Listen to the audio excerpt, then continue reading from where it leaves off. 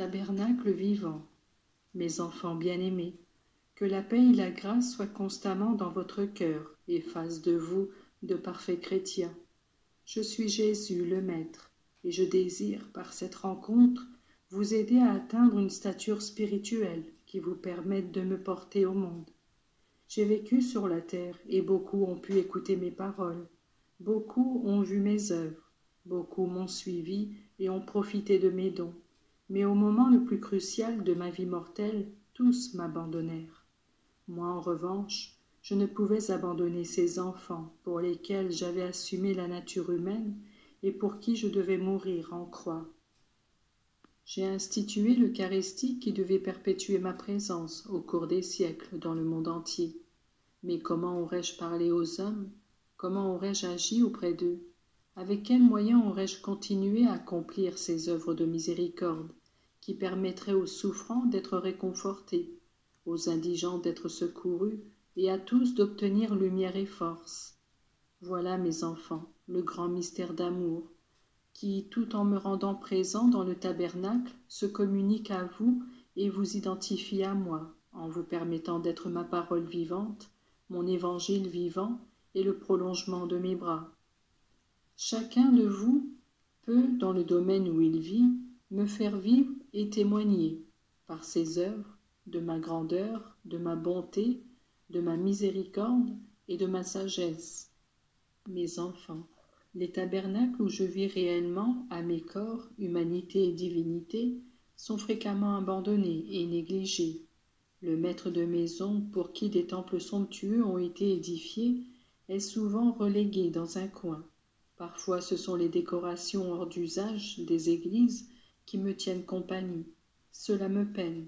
Mais si les âmes que j'aime tant et qui m'aiment viennent me recevoir et me font devenir vie de leur vie, je me réjouis, car ce ne sont pas les murs du temple qui limitent ma présence et mon action.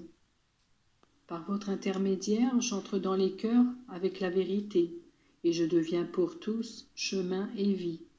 Voici qu'en ce moment je suis en communion avec vous, et je vous dis, réjouissez-vous de me posséder, et faites que votre foi devienne toujours plus joyeuse. Réjouissez-vous et alimentez votre joie par cette charité qui est au centre de la vie chrétienne. De la foi et de la charité que naît cette espérance qui n'est pas basée sur l'imagination, mais sur mes promesses, confirmées par des miracles. Ainsi que vous partiez ou que vous restiez, que vous vous éloigniez de la maison ou que vous y demeuriez, vous aurez tous des rôles merveilleux qui attireront le regard bienveillant du Père et mon approbation. 12 apôtres, ignorants et peureux, furent les pionniers d'une nouvelle civilisation et portèrent aux hommes un feu d'amour jusqu'alors inconnu. Ils firent connaître ce Dieu qui mérite tout honneur et toute louange. Chacun de vous, même s'il est petit et incompétent, doit avoir la conviction que, en me portant dans son cœur, il acquiert la capacité qui fait s'émerveiller les anges et les saints. Mes enfants, que tous les tabernacles du monde aient les hommages de votre foi, puisqu'ils renferment le Saint des saints. Que le cœur de chacun soit un tabernacle vivant, où le doux hôte de l'âme puisse trouver réconfort et d'où il puisse agir pour la conversion des hommes. Je vous bénis tous. Je me réjouis de la présence des enfants, une représentation de tous les enfants du monde. J'écris vos noms dans mon cœur, ils ne s'en effaceront jamais plus. Aimez-moi, réparez et honorez ma présence dans le Saint-Sacrement. Je suis avec vous pour toujours.